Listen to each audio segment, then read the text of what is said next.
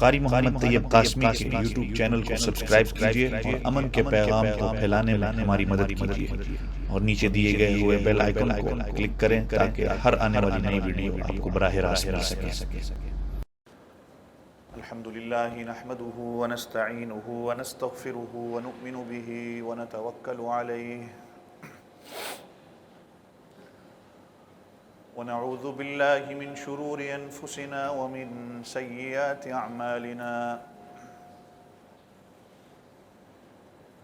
من يهده الله فلا مضل له ومن يضلله فلا هادي له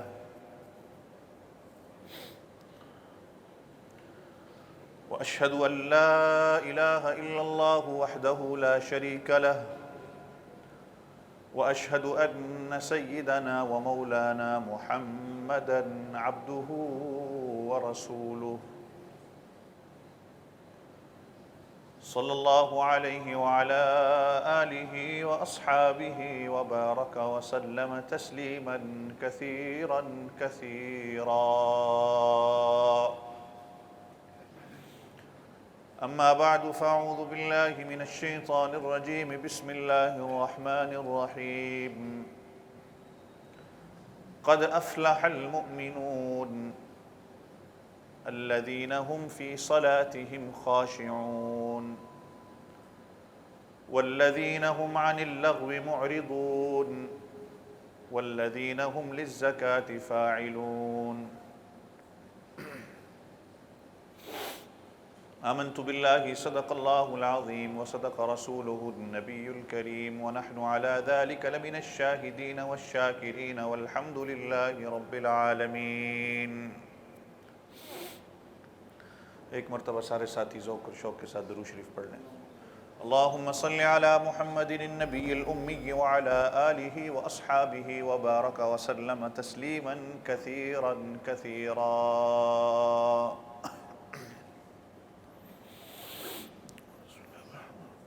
تمام تعریفیں اللہ رب العزت کے لیے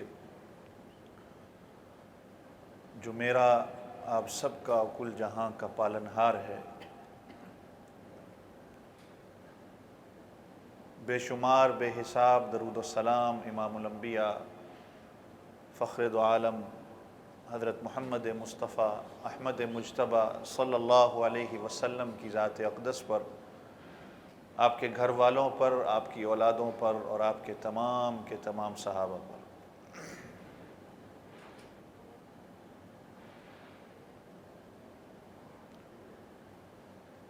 میں اور آپ مومن ہیں نا؟ کہہ دیں الحمدللہ میں مومن ہوں.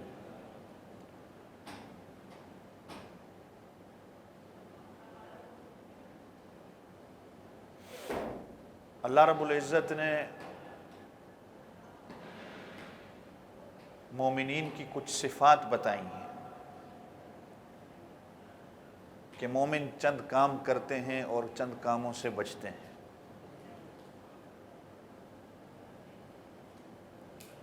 یہ جو آیت کریمہ آپ حضرات کے سامنے میں نے پڑھی، ایک پوری فہرست اللہ بیان کر رہے ہیں.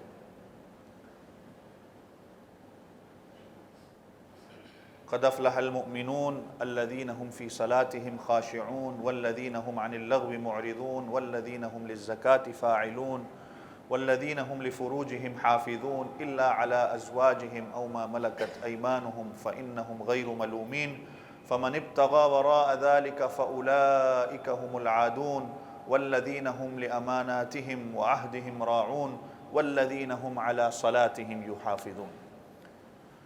یہ اللہ رب العزت بیان کر رہے ہیں کہ مومن کیا ہے. میں تو کہتا ہوں میں مومن ہوں، آپ بھی کہتے ہیں آپ مومن ہیں، لیکن بات تب بنتی ہے جب اللہ رب العزت کہتے ہیں کہ مومن کی صفات یہ ہے.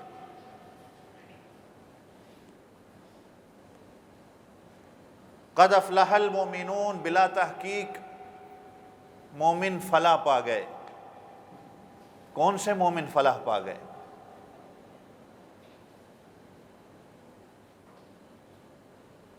سب سے پہلے تو فلاح کہتے کس کو ہیں؟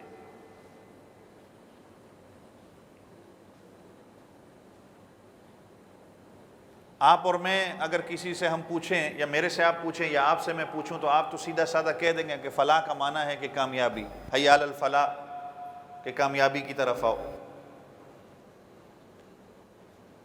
لیکن یہ فلاح کا معنی بڑا وسیع ہے. یہ جو کامیابی ہم کہتے ہیں یہ حقیقت میں اس کا ترجمہ نہیں ہے.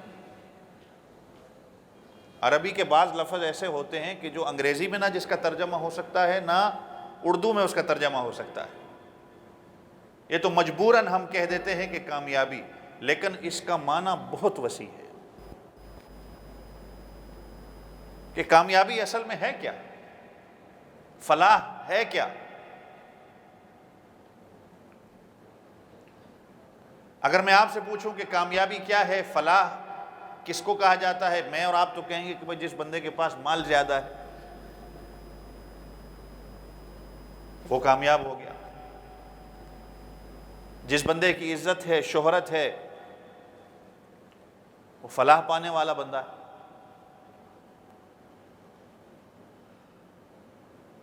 مال و دولت زیادہ ہے، اس کی علاقے میں عزت زیادہ ہے، چرچا ہے اس کا پورا، ایک اس کا پورا نظام ہے، آگے پیچھے اس کے لوگ ہیں، ہم کہیں گے یہ بندہ بڑا کامیاب ہے. لیکن ہر بندہ اس کی کامیابی سے سہمت نہیں ہوگا. ہو سکتا ہے کہ ایک بندہ کامیاب آپ کو نظر آئے لیکن دوسرے بندے کی نظر میں وہ کامیاب نہ ہو. آپ کہیں کہ یہ بندہ کامیاب ہے چونکہ اس کے پاس مال بھی ہے، دولت بھی ہے، عزت ہے، شہرت ہے، سب کچھ ہے اس کے پاس، لیکن ہو سکتا ہے اندر سے وہ خالی ہو. آج دنیا کے جتنے بڑے بڑے پاپ سٹار ہو گئے، سیلیبریٹیز ہو گئے، پیسہ ان کے پاس اتنا زیادہ ہے، شہرت ان کے پاس ہے، لیکن آپ کو پھر بھی مل رہا ہے کہ یہ خودکشی کر رہے ہیں، خودکشی کی کوشش کر رہے ہیں، ڈرگز لے رہے ہیں، عادی ہو چکے ہیں. کیا وجہ ہے؟ اندر سے خالی کیوں ہیں؟ حالانکہ نوجوان جب ان کو دیکھتا ہے، کسی سٹار کو دیکھے گا یا کسی سپورٹس مین کو دیکھے گا، وہ کہے گا کہ اس کی زندگی بڑی کامیاب کی زندگی ہے. آج بچہ بچہ یہ کہتا ہے. ہمارے پاس بھی جو سبق پڑھنے بچے آتے ہیں نا، اگر آپ ان سے کہیں کہ اللہ تجھے حافظ بنائے، قاری بنائے، بچہ آمین نہیں کہتا. اور اگر اس کو کہا جائے نا کہ اللہ تجھے پاکستان کی ٹیم میں لے لے یا تجھے باکسنگ میں لے لے، تو فوراً سے آمین کہتے ہیں.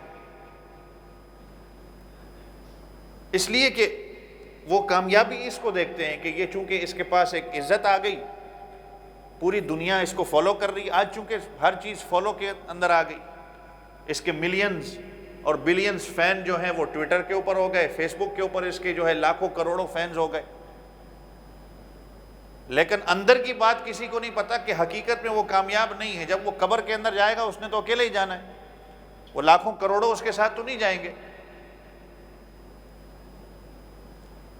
تو جب بندہ حقیقت میں ان کو دیکھتا ہے، ان کی زندگی کو پرکھتا ہے، تو بندے کو سمجھ آتی ہے کہ بے شک دنیا کے سامنے یہ کہیں کہ میں کامیاب ہوں، لیکن اندر سے خالی ہے. تو ہماری اردو میں جو کہا جاتا ہے کہ فلاح پا گئے، تو فلاح کا معنی بڑا وسیع ہے. کامیابی تو ہم مجبوراً کہہ دیتے ہیں.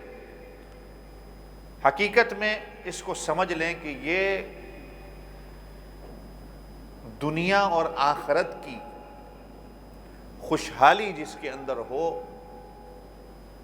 اس کو صحیح معنوں میں فلاح کہا جاتا ہے. مجموعہ دنیا کی بھی کامیابی، آخرت کی بھی کامیابی، اس کو فلاح کہا جاتا ہے. اب جیسے قرآن پاک میں آتا ہے کہ اولئک علی ھدی من ربہم واولئک ھم المفلحون. اللہ پوری ایک صفت پہلے بیان کر رہے ہیں کہ وہ لوگ جو غیب پر ایمان لاتے ہیں، نماز کو قائم کرتے ہیں، اور قرآن پر اور پچھلی کتابوں پر وہ ایمان لاتے ہیں، تقوی والے ہیں، یہی حقیقت میں تقوی والے ہیں. وَأُولَئِكَ هُمُ الْمُفْلِحُونَ، اور حقیقت میں یہی ہیں جو فلاح پا گئے ہیں. تو خیر، قد افلح المؤمنون بلا تحقیق، فلاح پا گئے مومن. کون سے لوگ فلاح پا گئے، اللہ نے پوری ایک فہرست آگے بیان کر دی۔ انشاءاللہ اس کی ایک ایک آیت کی میں پوری تفصیل آپ کے سامنے رکھوں گا۔ اللہ تعالیٰ مجھے سچ کہنے کی توفیق عطا فرمائے اور اللہ تعالیٰ آپ کو اس پر عمل کرنے کی توفیق عطا فرمائے۔ چونکہ ایک یہ لمبا موضوع ہے، انشاءاللہ ہو سکتا ہے مہینہ 2 مہینہ اس پہ لگ جائیں، لیکن میں آپ کی توجہ چاہوں گا۔ سب سے پہلے قد افلح المؤمنون، بلا تحقیق وہ مومن کامیاب ہو گئے۔ کون سے مومن کامیاب ہو گئے؟ اللہ خود ہی کہتے ہیں الذین هم فی صلاتہم خاشعون۔ یہ پچھلے جمعے نماز کے حوالے سے کچھ مختصر بات جو چل رہی تھی، میں اس لیے آپ کی توجہ اس پہ چاہوں گا کہ میری اور آپ کی نماز درست ہو جائے۔ وہ لوگ جو نماز کے اندر خشوع اور خضوع اختیار کرتے ہیں۔ اب اس کا معنی بھی بڑا وسیع ہے۔ خشوع اور خضوع کیا ہے؟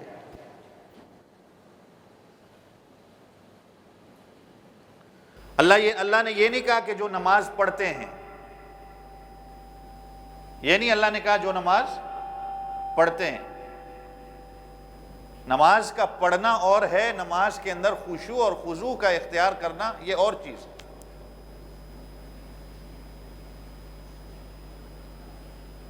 اب آپ سوچیں کہ نماز کے بارے میں اللہ نے قرآن میں 60 مرتبہ سے زیادہ ذکر کیا ہے، 60 مرتبہ سے زیادہ۔ حالانکہ اللہ اگر ایک ہی بار نماز کا کہہ دیتے تو وہ حکم پورا ہو جانا تھا، لیکن 60 بار سے زیادہ اللہ رب العزت نماز کا کہہ رہے ہیں۔ اس سے یہ معلوم ہوتا ہے کہ اس کی اہمیت، اس کا اہتمام بڑا ضروری ہے۔ تو یہ نہیں کہا گیا کہ نماز جو پڑھتے ہیں، بلکہ کیا کہا الذین هم فی صلاتہم خاشعون، جو نماز کے اندر خشوع اور خضوع کا اختیار کرتے ہیں۔ اب یہ بڑا وسیع معنی ہے۔ میں انشاءاللہ اس کو پورا کور کروں گا آپ کے سامنے۔ دعا کریں کہ اللہ تعالیٰ ہم سب کو عمل کرنے کی توفیق عطا فرمائے۔ نماز خشوع اور خضوع کے ساتھ۔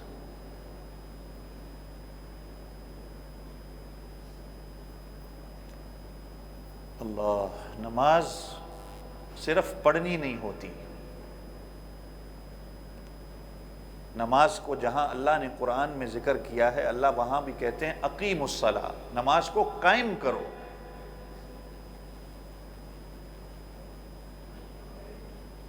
نماز کا پڑھنا نہیں، نماز کو قائم کرنا ہے۔ میری اور آپ کی نماز جو ہے، ہم نماز کو پڑھتے ہیں، ہمارے نماز کے اندر وہ خشوع اور خضوع نہیں ہے، نہ نماز کو قائم کرنا ہے، تاکہ اس کا اہتمام، اس کی فوقیت ہمارے دل کے اندر آئے، ہمیں پتہ ہو کہ نماز ہے کیا۔ حضرت عمر فاروق رضی اللہ عنہ خلیفہ جب بنتے ہیں، میں نے کچھ مہینہ پہلے آپ حضرات کے سامنے مختصر حضرت عمر کی زندگی بیان کی تھی کہ حضرت عمر رضی اللہ عنہ کا دور خلافت جب آتا ہے، اسلام پھیلتا ہے، فتوحات ہوتی ہیں۔ حضرت عمر رضی اللہ عنہ نے کیسر و کسریٰ جیسے بڑے بڑے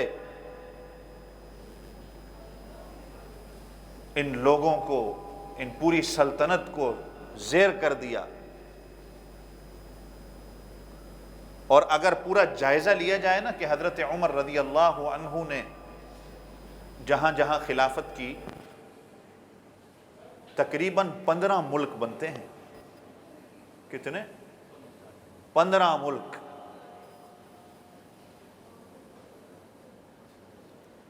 آج تو ایک ملک ایک صدر اور ایک وزیر اعظم نہیں سنبھال پاتا، حالانکہ دنیا کی سارے آسائش اور دنیا کی ساری جو ہے وہ چیزیں اس کے پاس ہیں۔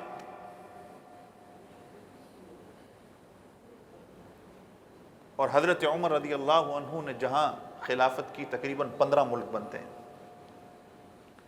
تو حضرت عمر رضی اللہ عنہ نے جہاں جہاں گورنر بھیجے، دمشق ہے، مصر ہے،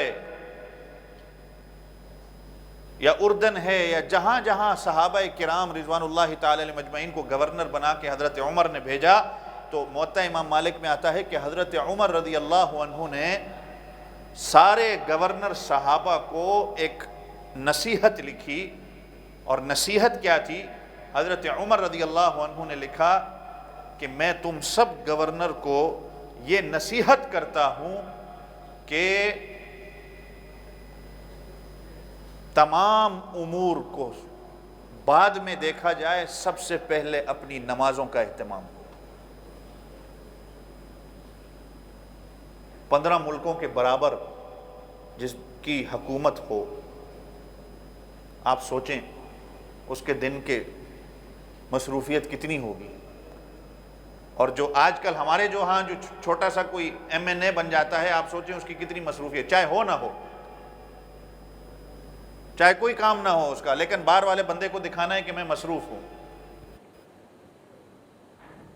لیکن گورنر صحابہ جس ملک میں ہیں، کتنا دن میں کام ہوتا ہوگا، جہاد بھی کرنا ہے، سیاست بھی کرنی ہے، تبلیغ بھی کرنی ہے، سب کچھ کرنا ہے، لیکن اس کے باوجود حضرت عمر رضی اللہ عنہ نے کہا کہ میں تم سب کو نصیحت کرتا ہوں کہ نماز کو مقدم رکھنا ہے، باقی سارے امور بعد میں، نماز سب سے پہلے ہوگی۔ اور ساتھ ساتھ حضرت عمر رضی اللہ عنہ نے یہ لکھا کہ اگر تمہاری نماز اپنے وقت پہ ادا ہو، تم نے نماز کا اہتمام کیا، تو باقی سارے امور صحیح جگہوں پہ ہو جائیں گے، لیکن اگر تمہاری نماز کے اندر لاپرواہی ہوئی تو باقی کوئی کام کبھی بھی نہیں ہوگا۔ بعض بزرگان دین لکھتے ہیں کہ جو بندہ نماز کا اہتمام نہیں کرتا، جس بندے کی نماز کا اہتمام نہیں ہے، اس کے اوپر کبھی بھروسہ نہیں کرو۔ فقہا اور بزرگان دین کا قول ہے، اس کے اوپر بھروسہ نہیں کیا جا سکتا، اس لیے کہ جس بندے کا اللہ کے ساتھ تعلق ہی نہ ہو، جو اللہ کا حق ہے اگر وہ اس میں ٹال مٹول کر رہا ہو، تو وہ بندے کے حق کو کیسے پورا کرے گا؟ تو حضرت عمر رضی اللہ عنہ نے کہا، یہ اس کا مطلب نہیں تھا حضرت عمر رضی اللہ عنہ کا کہ نماز نہیں پڑھتے یا کچھ، کہ نماز کے اندر اہتمام ہو تمہارا، باقی سارے دنیا کے کام، بے شک تم گورنر بن گئے ہو، بے شک تمہارے اندر پوری سلطنت ہے، ایک پورا ملک ہے، لیکن نماز کو مقدم رکھنا ہے۔ اگر نماز اپنی جگہ پہ ہوئی، نماز صحیح وقت پہ تم نے ادا کی، تمہارے سارے کام اللہ تعالیٰ پورے کر دیں گے، لیکن اگر تمہاری نماز ٹھیک نہ ہوئی تو باقی کوئی کام تم نہیں کر سکتے۔ تو اس سے تھوڑا سا اندازہ لگائیں، آج اگر ایک بندہ کہتا ہے کہ بھئی صاحب میں خدمت خلق کرتا ہوں، میں ایک دفعہ پاکستان میں گیا تو نماز کسی وجہ سے ہمارا وہ ہاسپٹل میں جانا ہوا، تو وہ جو ڈاکٹر صاحب تھے وہ بھی ہمارے ساتھ نماز میں، ایک ہر ہاسپٹل میں نماز کی جگہ بنائی ہوتی ہے پاکستان میں، تو وہ ڈاکٹر صاحب بھی لیٹ پہنچے، تو مجھے انہوں نے کہا کہ آپ تو مولانا صاحب ہیں، آپ تو مولوی صاحب ہیں، آپ لوگوں کو تو جلدی آنا چاہیے، میں تو چونکہ خدمت خلق کر رہا ہوں، میں لوگوں کا علاج کرتا ہوں، یہ بھی ایک بہت بڑا فریضہ ہے، نماز سے بھی بڑا فریضہ ہے شاید۔ وہ ان کی ایک اپنی سوچ تھی، ایک سیکولر ٹائپ کی، کہ یہ نماز سے بھی بڑا فریضہ ہے خدمت خلق کرنا بھی، تو اس کی وجہ سے اگر میں نماز میں دیری بھی کروں یا قضا بھی کر لوں تو میرے لیے گنجائش بنتی ہے۔ لوگوں کی سوچیں ہیں آج کل، ہر بندہ چونکہ ذہنی طور پہ مفتی بھی ہوتا ہے، ڈاکٹر بھی ہوتا ہے، سب کچھ ہوتا ہے، تو خیر میں نے اس کو جو سمجھایا، وہ سمجھانا وہ ایک الگ چیز تھی۔ بہرحال بات میں یہ کرنا چاہتا ہوں کہ یہ اس طرح نہیں ہے، نماز مقدم ہے، نماز پہلے ہے۔ کیا صحابہ سے بڑا بھی کوئی جہاد کرنے والا تھا؟ کیا صحابہ سے بڑا بھی کوئی سیاست کرنے والا تھا؟ کیا صحابہ سے بڑا بھی کوئی دین کی تبلیغ کرنے والا تھا؟ آج دین کی تبلیغ کے اندر یا خدمت خلق کے اندر یا جہاد کے اندر کہہ لو، کوئی بندہ نماز کو اپنی ضائع کرے، یا نماز کے اندر وہ جو وقت پہ ادا کرنا کمی کوتاہی کرے، اور بعد میں کہے کہ میں چونکہ خدمت خلق کر رہا ہوں، یا میں جہاد کر رہا ہوں، یا میں تبلیغ کر رہا ہوں، یا میں سیاست کر رہا ہوں، اس لیے میرے لیے چھوٹ بنتی ہے۔ تو حضرت عمر سے بڑا کون مجاہد تھا؟ حضرت عمر سے بڑا کون سیاست کرنے والا تھا؟ حضرت عمر رضی اللہ عنہ سے بڑا دین کی تبلیغ کرنے والا کون تھا کہ 15 ملکوں تک اسلام پھیلا؟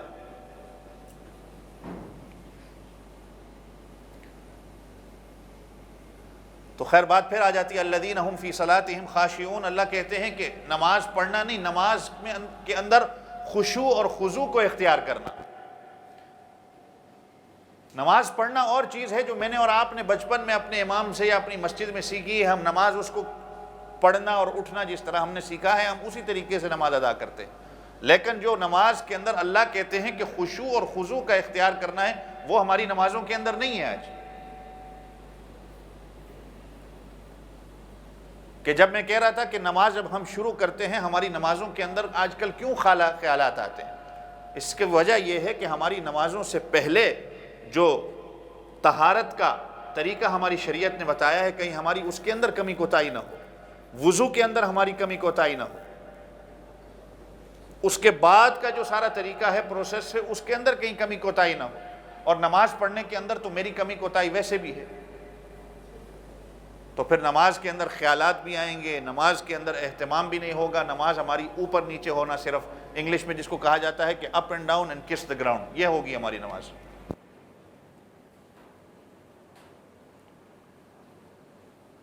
فقہائے کرام نے لکھا ہے کہ نماز کے رکن کے اندر, ایک رکن کے اندر آپ چاہے کھڑے ہیں یا رکوع کر رہے ہیں یا سجدہ کر رہے ہیں, اگر ایک رکوع کے ایک رکن میں ایک بندہ اگر 3 دفعہ اپنی ہاتھ کو حرکت دیتا ہے اس کی نماز ٹوٹ جاتی ہے.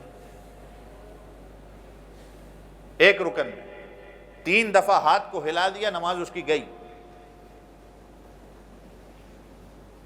اور اگر ایک دفعہ بھی کسی نے ہلا دیا تو نماز کے اندر جو سنت ہے سنت میں کمی ہو جائے گی. نماز تو اس کی ادا ہو جائے گی لیکن اس کی سنت کے اندر کمی آ جائے گی. تو خشوع اور خضوع کو سمجھنا ہے. خشوع اور خضوع کے عام طور پر جب کوئی بندہ کہتا ہے تو ان دونوں لفظوں کو اکٹھا استعمال کرتے ہیں کہ خشوع اور خضوع کیا ہے. یہ سارے ایمان کا معیار, مومن کی معیار اللہ نے بتائی ہے. قد افلح المؤمنون, کہ مومن فلاح پا گئے. الذین هم فی صلاتہم خاشعون, کون سے مومن فلاح پا گئے؟ جو نماز کے اندر خشوع اور خضوع کو اختیار کرتے ہیں. اب خشوع کس کو کہا جاتا ہے وہ سمجھ لیں. خشوع کہتے ہیں کہ نماز کے اندر میرا دل اللہ کی طرف متوجہ ہو. اور خشوع کا سب سے اعلیٰ درجہ آپ نے بزرگان دین سے بڑوں سے سنا ہوگا, ان تعبد اللہ کأنک تراہ. یہ سب سے اعلیٰ درجہ ہے خشوع کا. ان تعبد اللہ کأنک تراہ, کہ نماز میں جب تم کھڑے ہو اللہ کی عبادت کے لیے کھڑے ہو تو اس طرح کھڑے ہو کہ گویا تم اللہ کو دیکھ رہے ہو. آپ میں جب اپنی نماز کے لیے کھڑے ہوتے ہیں تو میرے ذہن کے اندر یہ ہو کہ میں اللہ کو دیکھ رہا ہوں.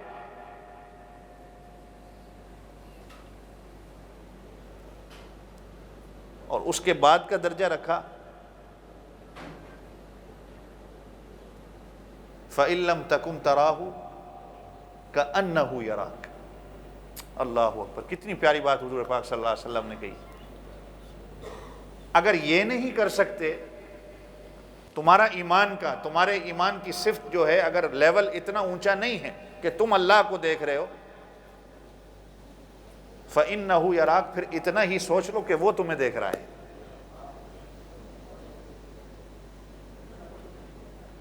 اور اگر ذہن میں یہ آ جائے کہ میرا اللہ مجھے دیکھ رہا ہے تو پھر ہماری نماز کیسے ہوگی؟ آج یہ دنیا کے جو یہ 23 مارچ اور یہ 14 اگست میں جو پریڈ ہوتی ہے یا اور ملکوں کی پریڈیں ہوتی ہیں, چائنا کی ہوتی ہے, اور جب آپ دیکھتے ہیں ٹی وی پہ, کبھی آپ نے دیکھا ہے کہ جو فوجی جو ہیں وہ اپنی پریڈ کے دوران کہیں خارش کرنا شروع کر دیں؟ کبھی دیکھا ہے؟ یا ایک فوجی کہیں جو ہے وہ اپنی لائن سے ہٹ جائے, اس کی نظر ادھر ادھر ہو جائے؟ مجال ہی نہیں.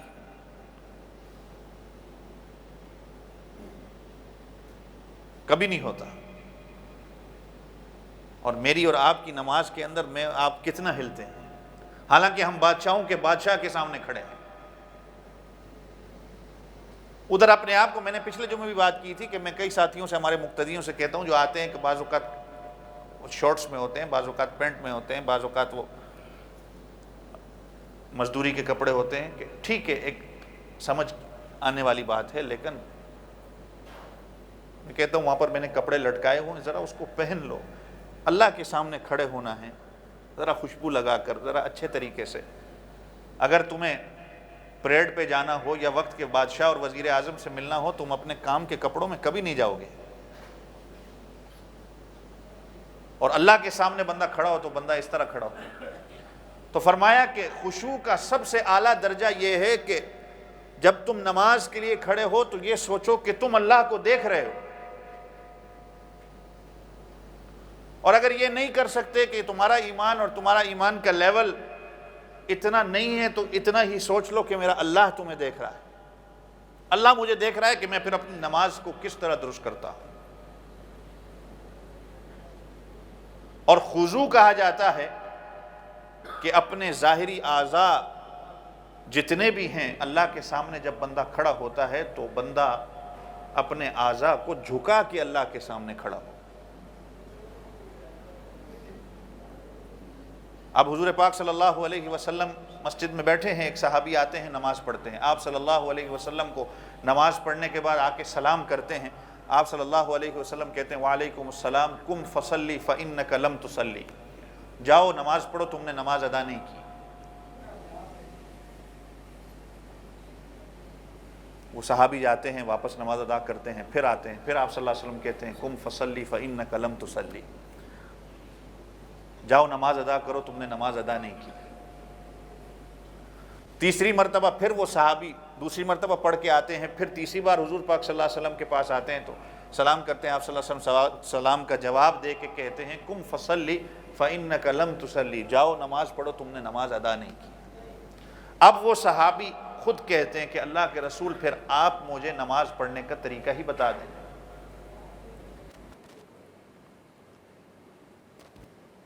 اب اس میں محدثین نے دو باتیں لکھی ہیں. ایک تو پہلی دفعہ حضور پاک صلی اللہ علیہ وسلم نے کیوں نہیں کہا کہ آؤ میں تمہیں نماز کا طریقہ بتا دوں کہ تمہاری نماز ٹھیک نہیں ہے.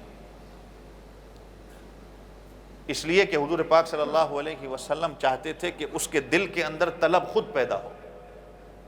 اگر میں اس کو پہلی دفعہ کہہ دوں گا نا تو شاید یہ اتنے اہتمام کے ساتھ نماز نہ سیکھے.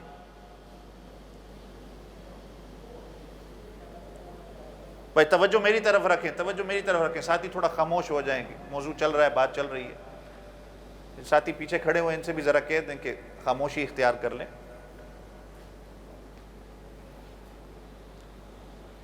تو پھر اس کے دل کے اندر اہتمام، ایک طلب پیدا ہوتی ہے. ایک دفعہ آپ کسی کو کہو گے، دوسری دفعہ کہو گے، تیسری دفعہ کہو گے، اس کو کچھ سمجھ میں آئے گی بات. اور دوسری بات محدثین یہاں لکھتے ہیں کہ اس صحابی کی نماز نہیں ہوئی اس لیے کہ نماز کے اندر کمی اور کوتاہی اگر ہو گئی، رکوع ٹھیک نہ ہوا، سجدہ ٹھیک نہ ہوا تو نماز ادا نہیں ہوتی. ان صحابی رسول کے رکوع کے اندر، اس سجدے کے اندر کمی کوتاہی ہو گئی تھی، اس لیے اللہ کے رسول نے کہا تمہاری نماز ادا نہیں ہوئی. جس سے پتہ یہ چلتا ہے کہ اگر میرے رکوع کے اندر اور میرے سجدے کے اندر یا میرے نماز میں کھڑے ہونے کے طریقے پہ اگر میں صحیح طریقے سے نماز ادا نہیں کرتا تو بعض اوقات نماز یا تو سنت کے خلاف ہو جاتی ہے یا تو بعض اوقات میری نماز ادا ہی نہیں ہوتی. اس میں کوئی شرمانے کی بات نہیں ہے. میں خود، ہمارے بڑے خود آج بھی چھوٹی چھوٹی نماز حنفی یا اور کوئی کتاب دیکھ کے ہم کھولتے ہیں، بعض جگہ ہم سے بھی غلطی ہو جاتی ہے. لیکن آج اگر ہم کسی کو کہیں کہ بھائی تمہاری اذان کے اندر، تمہاری نماز کے اندر یا تمہاری قرآن کی تلاوت کے اندر کہیں غلطی ہے، اس کو ٹھیک کر لو، تو ساتھی برا مان جاتے ہیں. اس میں کوئی شرمانے کی بات نہیں ہے. اپنی نماز کو ٹھیک کرنا، میں نے پچھلے جمعے بھی آپ سے بات کی تھی کہ یہ اپنے امام کے پاس، اپنے محلے کے یا جو بھی جس امام کے ساتھ آپ کا تعلق ہے، روزانہ اگر آپ اس کو 10 منٹ دیں، آپ دیکھیں کہ میری نماز کے اندر غلطی کیا ہے. امام صاحب میری اذان کے اندر غلطی کیا ہے، میری قرآن کی تلاوت کے اندر غلطی کیا ہے. خشوع اور خضوع تبھی آئے گا جب میرا وضو کرنا صحیح ہوگا، جب میری طہارت ٹھیک ہوگی، جب میں مسجد کے اندر آؤں گا نماز صحیح طریقے سے ادا کروں گا. اس کے بعد میں جو پڑھوں گا، سب سے پہلی بات کہ میرا قرآن پڑھنے کا طریقہ، اگر میں قرآن پڑھتا ہی غلط ہوں، مجھے یہ نہیں پتا کہ ہا اور ہا کا مخرج کیا ہے، عین اور حمزہ کا مخرج کیا ہے، مجھے یہی نہ اگر پتا ہو تو میں نماز کے اندر کیا پڑھوں گا؟ اچھا پھر اس کے پڑھنے کے بعد اللہ مجھ سے کہہ کیا رہے ہیں، اگر یہ بھی مجھے نہ پتا ہو تو مجھے نماز کا کیا پتا چلے گا؟ پھر نماز کے اندر تو خیالات آئیں گے ہی آئیں گے۔ اول سے لے کر اگر بندہ اپنی نماز کا اہتمام صحیح طریقے سے کرے، جب بندہ طہارت کے لیے جاتا ہے، استنجا جب بندہ کرتا ہے، ایک ہوتا ہے استنجا، ایک ہوتا ہے استبراء، فقہا کی اصطلاحات میں اس کو کہتے ہیں کہ جب بندہ اتنی دیر پیشاب کرنے کے بعد رک جائے کہ اس کو یقین ہو کہ اب میرے پیشاب کے قطرے ختم ہو چکے ہیں، اس کے بعد وہ اپنے آپ کو پاک کر کے پھر وضو کے لیے بیٹھے۔ اچھا میں اور آپ جب وضو کرتے ہیں، ہماری وضو کے اندر بھی دنیا کی باتیں ہوتی ہیں، اللہ، تو پھر ہماری نمازوں کے اندر تو خیالات آئیں گے ہی آئیں گے۔ یہ شیطانی وسوسہ ہوتا ہے، بندہ اگر طہارت صحیح طریقے سے نہ کرے نا، استنجا اور استبراء صحیح طریقے سے نہ کرے، تو اس کے نماز کے اندر خیالات آتے ہیں، یہ وساوس آتے ہیں، شیطان وسوسہ ڈالتا ہے جب وہ طہارت صحیح طریقے سے نہیں کرتا۔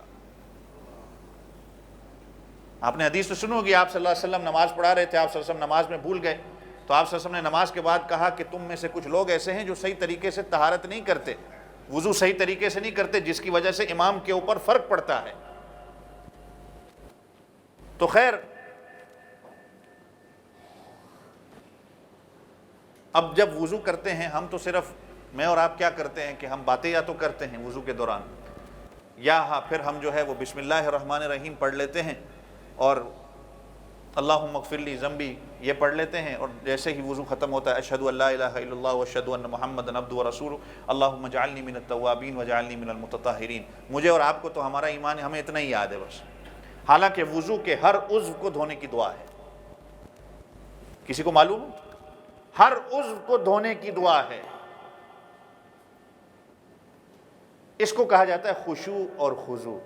اب معنی سمجھ رہے ہیں؟ میں نے کہا نا یہ بڑا وسیع معنی ہے۔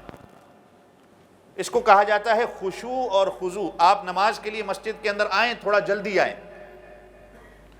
آپ نے صحیح طریقے سے استنجا کیا، استبراء کیا، وضو کے لیے بیٹھیں، بے شک آپ ٹھیک ہے عربی میں یاد نہیں کر سکتے، توجہ میری طرف رکھیں، آپ اردو میں یہ دعائیں یاد کر لیں۔ آپ جب ہاتھ دھوتے ہو، شروع کرتے ہو بسم اللہ الرحمن الرحیم، سب سے پہلا کام کیا کرتے ہو؟ ہاتھ دھونے کے بعد کہہ دیں، کلی کرتے ہیں نا، کلی کرنے کی کیا دعا ہے؟ حضور پاک صلی اللہ علیہ وسلم جب کلی کرتے تو آپ صلی اللہ علیہ وسلم کہتے کہ یا اللہ، یہ جو میں اپنے منہ کو صاف کر رہا ہوں، کلی کر رہا ہوں، مجھے ذکر کی، قرآن پڑھنے کی اس کا عادی بنا لے، میرے منہ سے ہمیشہ قرآن کی تلاوت ہو اور ذکر اذکار ہو، تیرا ذکر ہو۔ اس کے بعد کیا کرتے ہیں جی؟ ناک میں پانی ڈالتے، کہہ دیں شرمائیں نہیں، ناک میں پانی ڈالتے ہیں۔ ناک میں پانی ڈالنے کے بعد حضور پاک صلی اللہ علیہ وسلم دعا کرتے تھے کہ یا اللہ، میں تیرے سے جنت کی خوشبو کا طلبگار ہوں، میں تیرے سے جنت کی خوشبو کا طلبگار ہوں۔ اس لیے تو حدیث پاک میں آتا ہے نا کہ جنت کی خوشبو کئی میل دور بندہ کھڑا ہوگا، جنت کی خوشبو اس کی طرف آ جائے گی۔ اس کے بعد پھر چہرہ دھوتے ہیں، پھر آپ صلی اللہ علیہ وسلم دعا کرتے تھے یا اللہ، تو میرے چہرے کو اس دن روشن کر دینا جس دن بعض چہرے روشن ہوں گے اور بعض چہرے سیاہ ہوں گے۔ یہ خشوع اور خضوع میں آپ کو سمجھا رہا ہوں کہ خشوع اور خضوع کیا ہے۔ دنیا کی باتیں کرتے وقت نہیں کرنا وضو میں، پھر نماز آپ کی ایسے ہی ہوگی جیسے میری اور آپ کی نماز ہے۔ اس کے بعد کیا کہتے ہیں اس کو؟ کوہنی، بازو، پہلے دائیں دھوتے ہیں نا۔ آپ صلی اللہ علیہ وسلم کہتے تھے کہ یا اللہ، میرا نامہ اعمال مجھے اپنے دائیں ہاتھ میں دینا۔ یہ وضو کی دعائیں ہیں، شاید آپ میں سے کئی ایسے پہلی بار سن رہے ہوں گے۔ پھر آپ صلی اللہ علیہ وسلم، پھر سنت کیا ہے؟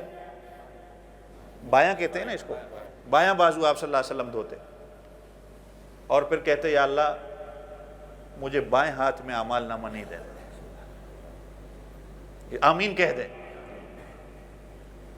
اس لیے کہ دائیں ہاتھ میں اگر نامہ اعمال اس کو مل جائے تو وہ ہر کسی کو دکھائے گا کہ دیکھو مجھے سرٹیفکیٹ مل گئی ہے جنت کی۔ اور یہ بازو دھوتے وقت آپ صلی اللہ علیہ وسلم کہتے تھے کہ یا اللہ مجھے بائیں ہاتھ میں نامہ اعمال نہیں دینا. اس کے بعد کیا کرتے ہیں؟ سر کا مسح کرتے ہیں.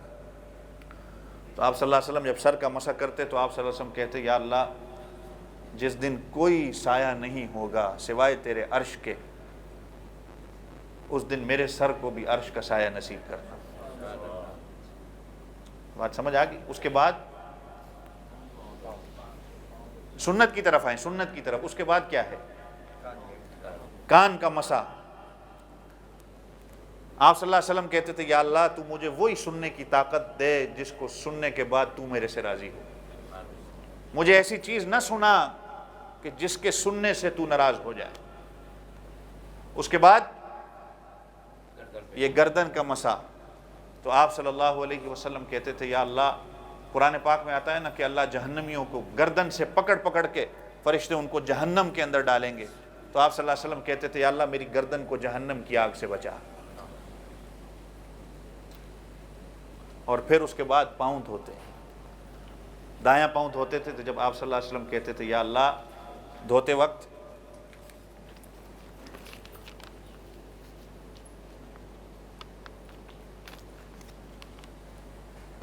جب میں نے پل صراط سے گزرنا ہے نا تو اس وقت مجھے ثابت قدم رکھ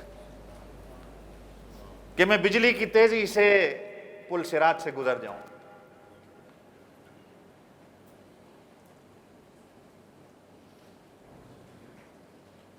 یہ کہتے ہیں خشوع اور خضوع، کہ نماز سے پہلے اور اس کے بعد پھر وضو کرنے کے بعد پھر نفل جو ہوتی ہیں. یہ میں نے عرب ممالک کے اندر تو دیکھا ہے، ہمارے لوگوں کے اندر اس کی کمی ہے. نماز کے لیے مسجد کے اندر جلدی آنا، وضو کرنے کے بعد 2 رکعت تحیۃ المسجد یا تحیۃ الوضو، یہ 2 رکعت نفل ہیں. اور یہی وہ نفل ہے تحیۃ الوضو کی کہ جس کی وجہ سے آپ صلی اللہ علیہ وسلم نے حضرت بلال کو کہا کہ بلال کہ تیرے قدموں کی آواز میں نے عرش پہ سنی، کیا عمل تو کرتا ہے؟ تو حضرت بلال نے کہا کہ میں وضو کرنے کے بعد 2 رکعت تحیۃ الوضو پڑھتا ہوں. مسجد کے اندر آنے کے بعد آپ نے طہارت کی، آپ نے استنجا کیا، آپ نے صحیح طریقے سے جب وضو کیا، اب آپ جب تحیۃ المسجد پڑھیں گے، تحیۃ الوضو پڑھیں گے، اور اب اس کے بعد جب آپ نماز شروع کریں گے پھر آپ کی نماز ہوگی. پھر آپ کی نماز کے اندر خیالات نہیں آئیں گے. اس کے بعد پھر آپ کو پتہ چلے گا وقوموا للہ قانتین کا مطلب کیا ہے کہ نماز کو قائم کرنا. یہی معنی ہے الذین هم فی صلاتہم خاشعون، جو نماز میں خشوع اور خضوع کو اختیار کرتے ہیں، کہ جب نماز کے لیے وہ کھڑے ہوتے ہیں تو دل اللہ کی طرف متوجہ ہوتا ہے. اور خضوع کہتے ہیں کہ ان کے تمام اعضاء، ظاہری اعضاء اللہ کے سامنے جھکے ہوئے ہوتے ہیں. اتنا بھی انسان جب کھڑے ہوتے ہیں نا کہ حضرت عبداللہ ابن مبارک رحمۃ اللہ علیہ محدث گزرے ہیں بہت بڑے، کہ جب وہ اپنی چھت پہ نماز پڑھتے تھے تو جو ان کے پڑوسی یہود و نصارہ رہنے والے تھے وہ دیکھ کے کہتے تھے ایسا لگتا ہے کہ کوئی لکڑی کھڑی ہے.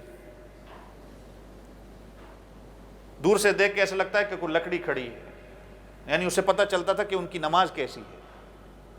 انسان اتنا کھڑا ہو کہ اس کی نگاہیں جو ہیں سجدے کی جگہ پہ، بہت ہی زیادہ اپنے آپ کو جھکائے نہیں، یہ پھر خلاف سنت ہو جاتا ہے. مفتی تقی صاحب دامت برکاتہم کی ایک کتاب ہے نماز سنتوں کے مطابق، اگر آپ کو کہیں سے ملتی ہے آپ اس کا مطالعہ کریں تاکہ آپ کی نماز درست ہو جائے.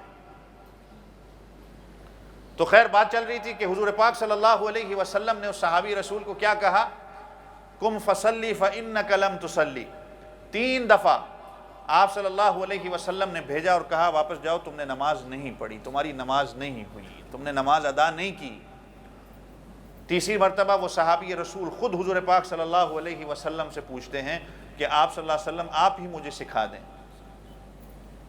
میں جس میں بات کر رہا تھا کہ شرمانے کی کوئی بات نہیں ہوتی. میری اور آپ کی اگر اذان کہیں درست نہیں ہے تو ہم اپنی اذان کو درست کریں. میرا قرآن اگر درست نہیں ہے تو اپنا قرآن پڑھنا ہم درست کریں. محنت تو ہم کم سے کم کریں. حضور پاک صلی اللہ علیہ وسلم کا فرمان ہے رب قاری للقرآن ویلعن. بعض قرآن پڑھنے والے ایسے ہوتے ہیں کہ قرآن ان کے اوپر لعنت کر رہا ہوتا ہے. اس لیے کہ قرآن پڑھنے کا طریقہ ہی نہیں پتہ کہ پڑھنا کیسے ہے۔ کم سے کم اس کی کوشش تو کی جائے، کوشش کا بھی آپ کو اللہ تعالیٰ ثواب دیں گے۔ اور اس کے بعد جو مختصر میں نے اور آپ نے اگر 10 صورتیں ہی یاد کی ہوئی یا کہیں سے چھوٹے چھوٹے یاسین کا کچھ جو ہم نے یاد کیا ہوا ہے، کم سے کم اس کا ترجمہ ہی ہمیں پتہ ہو کہ میں پڑھ کیا رہا ہوں۔ خیر آپ صلی اللہ علیہ وسلم نے پھر اس صحابی کو بتایا کہ نماز کس طرح ادا کرنی ہے۔ وقت بھی پورا ہو گیا ہے، انشاءاللہ زندگی رہی تو اگلے جمعے میرا ارادہ یہی ہے، یہ جو اللہ نے مومنین کی صفات بیان کی ہیں، قد افلح المؤمنون، یہ 18ویں سپارے کی شروع کی آیتیں ہیں، اگر کبھی آپ کو موقع ملے، الذین هم فی صلاتہم خاشعون، جو نماز میں خشوع اور خضوع اختیار کرتے ہیں، والذین هم عن اللغو معرضون، اس کا کیا معنی ہے؟ والذین هم للزکاة فاعلون، اس کا کیا معنی ہے؟ والذین هم لفروجہم حافظون، اس کا کیا معنی ہے؟ الا علی ازواجہم او ما ملکت ایمانہم فانہم غیر ملومین فمن ابتغى وراء ذلک فاولئک هم العادون، اس کا کیا معنی ہے؟ والذین هم لاماناتہم وعہدہم راعون، یہ اللہ ساری صفتیں بیان کر رہے ہیں مومنین کی۔ پھر اس کے بعد اینڈ میں پھر اللہ کہتے ہیں والذین هم علی صلاتہم یحافظون، جو اپنی نمازوں کی حفاظت کرتے ہیں۔ تو اس پہ وقت لگے گا انشاءاللہ، لیکن دعا کریں میرا موضوع یہی کچھ دنوں تک چلتا رہے تاکہ میری اور آپ کی نماز درست ہو جائے۔ لیکن میں نے جیسے کہا کہ شروع سے جب استنجے کے لیے آؤ یا گھر میں استنجا کرو جب، تو استنجا میں طہارت صحیح بہتر طریقے سے کرو۔ اس کے بعد وضو جب کرنا ہے، یہ وضو کی جتنی میں نے دعائیں بتائی ہیں، اگر آپ اس کو عربی میں یاد کر سکتے ہیں تو نعمت ہے بہت بڑی، اگر نہیں کر سکتے تو کم سے کم اردو میں ہی کر لیں، یاد ہو گئی ہوگی نا آپ کو ابھی۔ اس کے بعد آپ جب نماز کے لیے آتے ہیں، تحیۃ المسجد، تحیۃ الوضو، یہ 2-4 رکعتیں ہیں، یہ پڑھیں۔ اس کے بعد یہ چھوٹی چھوٹی چیزیں جو ہیں نماز کا، یعنی تلاوت کرنے کا طریقہ جو ہے، اس کے بعد اس کا ترجمہ جو ہے یا امام صاحب جو پڑھ رہے ہیں اس کا بھی آپ کو اگر تھوڑا تھوڑا آپ سیکھ لینا تو دیکھیں آپ کی نماز کے اندر کتنا فرق آئے گا۔ یہی صفت اللہ بیان کر رہے ہیں کہ کامیاب ہے ہی وہ مومن جس نے نماز کے اندر خشوع اور خضوع کو اختیار کیا۔ یہ نہیں کہ نماز پڑھنے والے، اللہ نے یہ نہیں کہا جو نماز پڑھتے ہیں، اور کہیں اللہ نے یہ نہیں کہا کہ نماز کو پڑھو، نماز کو قائم کرو۔ نماز پڑھنا تو میں نے اور آپ نے جو امام صاحب سے بچپن سے سیکھا ہے وہی رٹے لگا کے میں اور آپ ہمیں وہی پتہ ہے۔ آج ہماری نمازیں اتنی ایسی ہو گئیں کہ ہم جلدی سے نماز پڑھتے ہیں اور جلدی سے نکلتے ہیں، حالانکہ آپ صلی اللہ علیہ وسلم کے بارے میں آتا ہے کہ رکوع کرنے کے بعد آپ صلی اللہ علیہ وسلم جب کھڑے ہوتے اتنا لمبا حضور پاک صلی اللہ علیہ وسلم کا قومہ ہوتا کہ صحابہ کہتے کہ ہم سمجھ رہے ہیں کہ نبی پاک صلی اللہ علیہ وسلم سجدے میں جانا بھول گئے ہیں۔ اور اگر میں نماز آج پڑھاؤں تو میں اگر سمیع اللہ لمن حمیدہ کہنے کے بعد اگر 5-10 سیکنڈ بھی اگر کھڑا ہو جاؤں تو پیچھے سے سارے کہتے ہیں اللہ اکبر۔ اور اگر سجدوں کے درمیان حضور پاک صلی اللہ علیہ وسلم کا جو بیٹھنا ہوتا تھا، میں نے شاید آپ کو پہلے بھی ایک دفعہ دعا، یہ 2 سجدوں کے درمیان جو بیٹھتے ہیں، پتہ ہے اس کو کیا کہتے ہیں؟ کسی کو پتہ ہے؟ جی نہیں، اس بیٹھنے کو کیا کہتے ہیں؟ جلسہ، اس کو جلسہ کہتے ہیں۔ اس میں حضور پاک صلی اللہ علیہ وسلم دعا پڑھتے تھے اور اتنی دیر بیٹھتے تھے جتنا پہلا سجدہ حضور پاک صلی اللہ علیہ وسلم کا ہوتا ہے۔ اور اگر میں آج 2 سیکنڈ کے لیے بیٹھ جاؤں تو پیچھے سے کہتے ہیں امام صاحب اللہ اکبر، سارے کہتے ہیں کہ امام صاحب بھول گئے ہیں۔ میری اور آپ کی نماز کا تو یہ حال ہے کہ بس اس طرح، بلکہ کہتے بھی ہیں کہ امام صاحب قل یا ایھا الکافرون پڑھو، اذا جاء نصر اللہ پڑھو، بس جلدی فارغ کرو، ہمیں جانا ہے۔ تو میری آپ کا پھر نماز کا یہ حال، حضرت عمر رضی اللہ عنہ نے کہا نا جب نماز کا اہتمام نہیں ہوگا تو دنیا کے سارے کام خراب ہوں گے۔ جب نماز کا اہتمام ہوگا، انہوں نے اپنے گورنرز کو سب کو یہ نصیحت کی کہ نماز کو مقدم رکھو، دنیا کے سارے امور ایک سائڈ پہ رکھ دو۔ یہ نہیں مجھے تمہارا بہانہ چاہیے کہ تم جو ہے وہ گورنر لگ گئے ہو تو تمہاری نماز کے اندر جو ہے دیری ہو جائے گی چونکہ میں سیاست کا کام کر رہا ہوں، میں جہاد کا کام کر رہا ہوں یا میں تبلیغ کر رہا ہوں۔ نہیں، نماز کو مقدم رکھنا ہے سب سے پہلے۔ اگر تمہاری نماز ٹھیک ہوئی تو سارے کام تمہارے درست ہوں گے، تمہاری نماز اگر ٹھیک نہ ہوئی تو تمہارا کوئی کام ٹھیک نہیں ہوگا۔ اللہ تعالیٰ مجھے آپ سب کو عمل کرنے کی توفیق عطا فرمائے۔ زندگی رہی تو اسی موضوع کو اگلے جمعے آپ حضرات کے سامنے پھر حاضر ہوں گے۔ اللہ تعالیٰ مجھے آپ سب کو عمل کرنے کی توفیق عطا فرمائے۔ وآخر دعوانا الحمدللہ رب العالمین۔